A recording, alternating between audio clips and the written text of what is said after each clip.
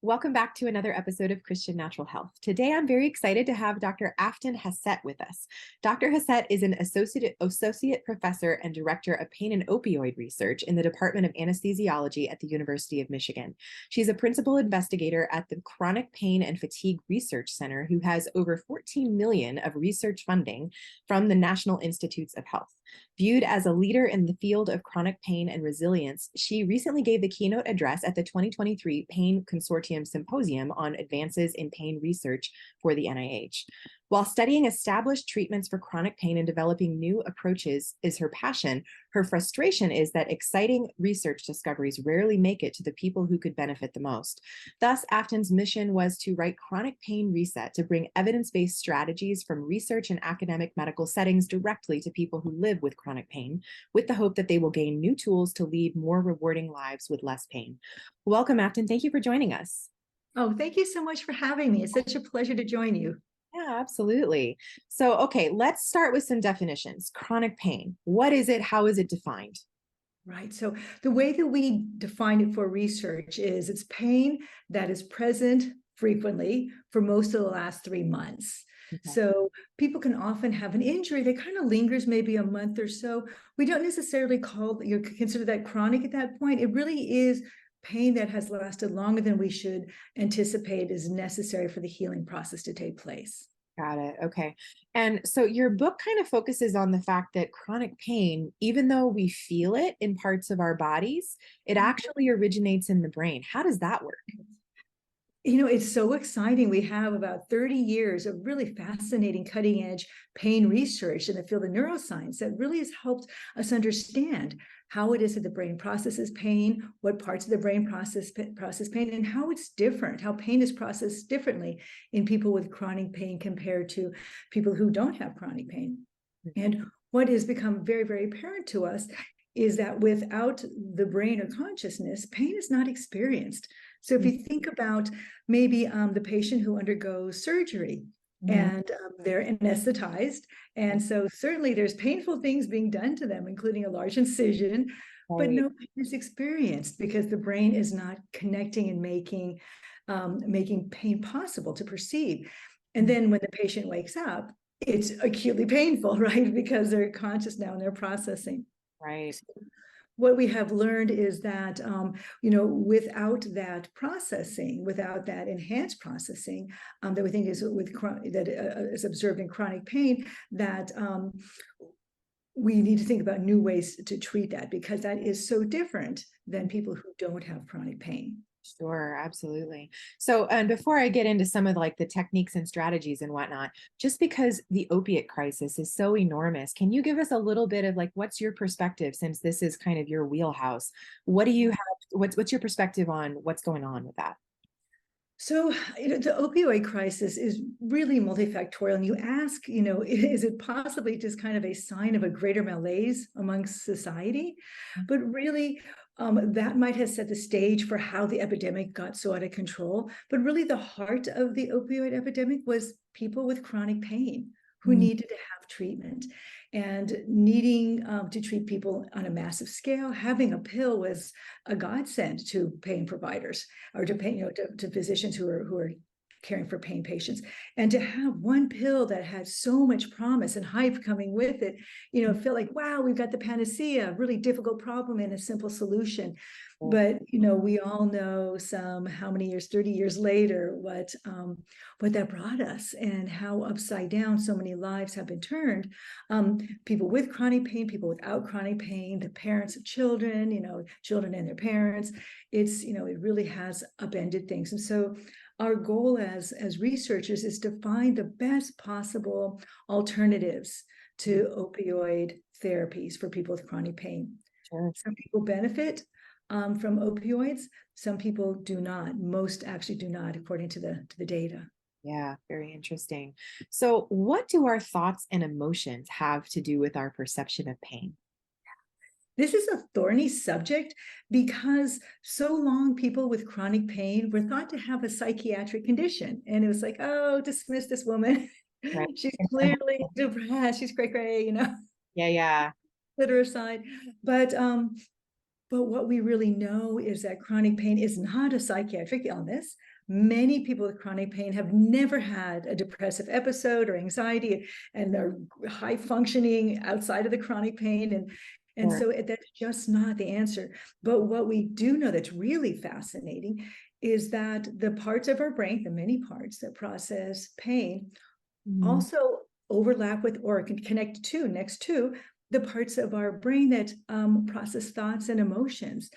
And so maybe you've experienced this yourself, that you've fallen and injured yourself, and if you get panicky and fearful and angry, often the pain feels worse. But if you kind of laugh at it because it's kind of silly and kind of shake it off, the pain often isn't as bad. So we kind of either amplify or dampen the signals depending on our thoughts and our emotions.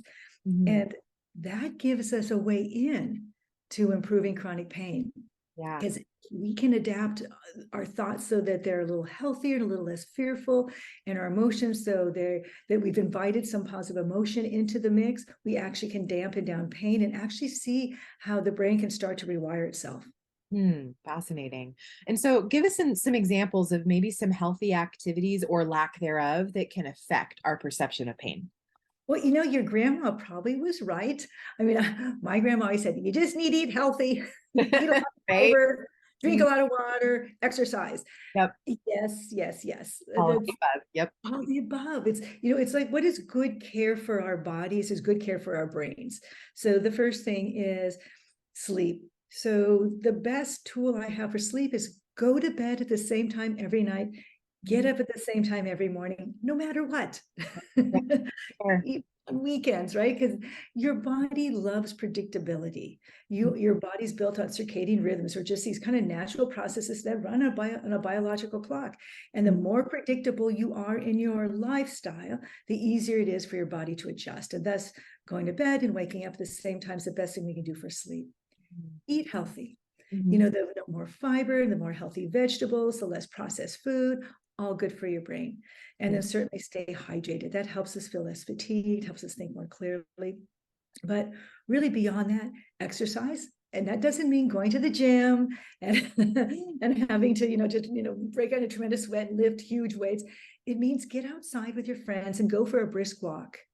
It means go to a dance class, something that you really, really enjoy. Take up dance. If there's some sort of sport, pickleball or tennis that you can play in a modified fashion, do that. So do Move your body. physical activity that's fun. Move your body, right? And then most importantly is what we do for our mind body health. That are we thinking thoughts that are really self-destructive? Are we ruminating and driving ourselves nuts? Are we feeling shame? All Mhm. those things make pain worse. And just to become aware of them doesn't mean we want to get rid of all these emotions. All Mhm. of our emotions are valuable, but it doesn't mean we need to really dwell in them. And then also opening up the door for positive emotions too. That people with chronic pain often think, how do I have the time or ability? My life is so bad. How do I experience positive things? But they can, and we can. And it's just opening yourself up to the possibility of, of emotional, spiritual, friendship, things that bring joy into your life. Absolutely. So, and with all of these things in place, I mean, this is going to dampen down the signal to the brain, or does it actually cause things to resolve? Like, what do we need to do to get that reset button to occur? Yeah. So it depends on the person. It's very individualized. So for some people, there are some of these cognitive and exposure activities that'll take away their pain. So what happens is frequently pain is a signal that there's some sort of danger. Okay, so if you've injured yourself, the pain signal says, whatever you're doing, stop. Right. This is Yeah. just bad, stop it. And so pain is a natural cue to your stress response system to be on alert. Something bad is happening. Oh my God, I'm in pain. And Right. so the more chronic pain that people have, their red alert system is often activated. And so by beginning to deactivate Mhm. our fight or flight system, we Mhm. can do that through meditation, through exercise, through changing kind of our thought patterns. We can start to dampen that down. Another thing is our brain can become like an overprotective nanny that it can Uh-huh. don't move. Your neck is bad. You've hurt your neck. Don't move. And the physician will have looked at you and said, you know what? I think it's time for you to move your neck. I think you can start doing some exercise, but your brain is telling you, don't you dare move your neck.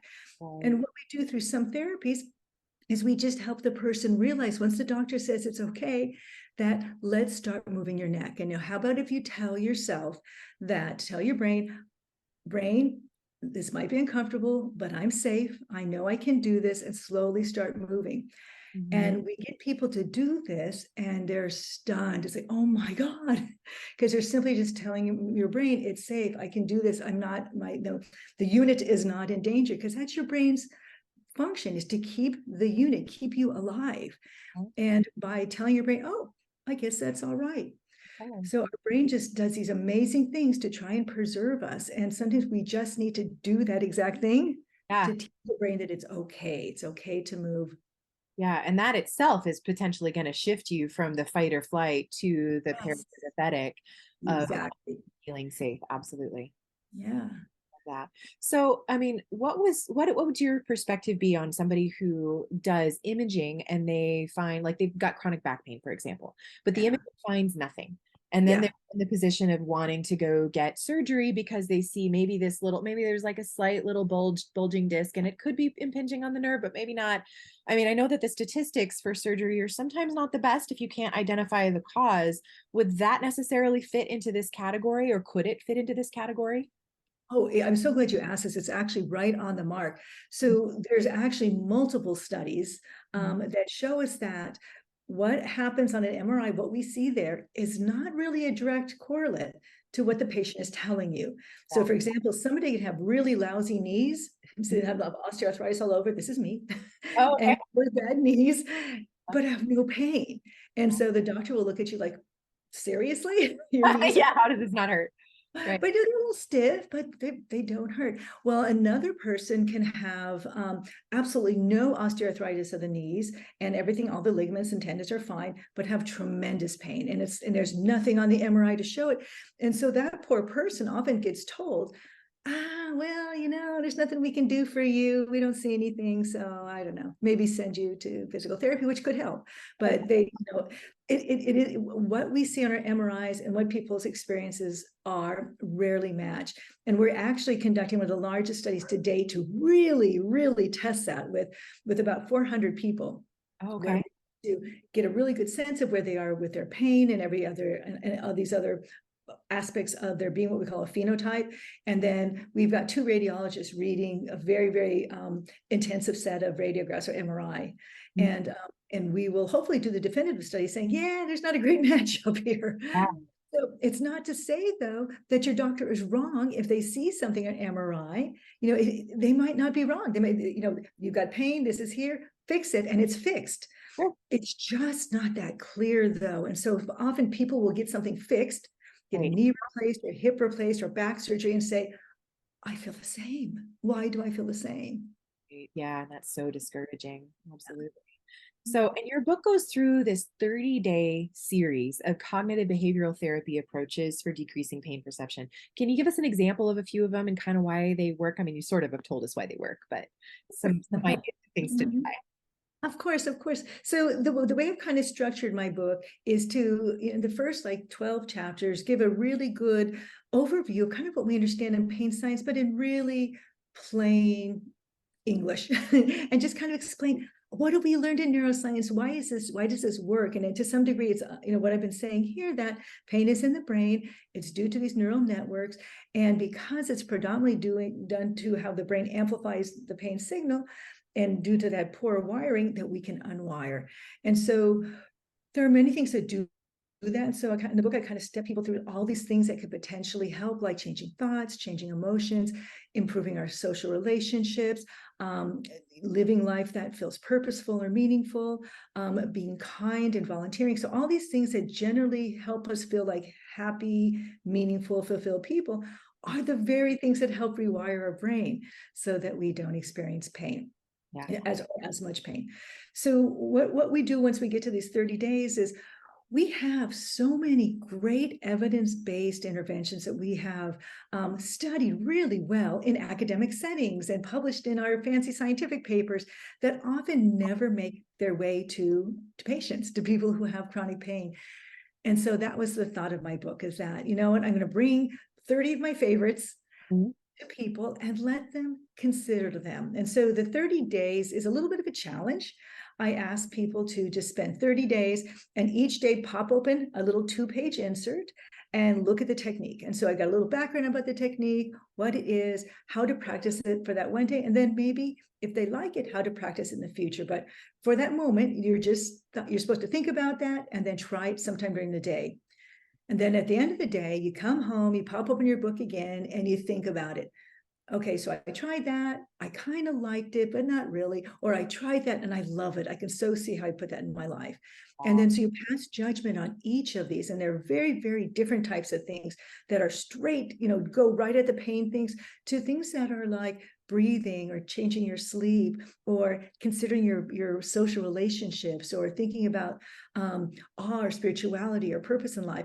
And each of these little bits are very, very different because all of us are so different. And what feels like it would be great to one person might seem nuts to another. But it's like we all understand our bodies and we have a sense of what our pain is.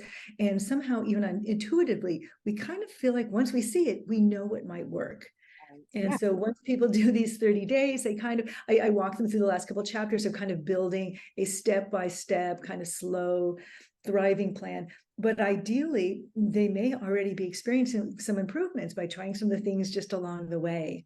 Right. Yeah. And they pick and choose and figure out what works for them to incorporate Yeah. on a regular basis. That's awesome. Yes. So, where do you see the science of pain management going in the future? Where would you like it to go, and where do you see it going? Yes. So, well, it was the science of pain management, but also the science of treatment. So what we knew before the opioid crisis is the best way to care for people with chronic pain was to give them a really rich interdisciplinary treatment setting, right? So they get a really good evaluation by a physician, by a physical therapist, by somebody in the behavioral sciences to help them, identify things that they can do better.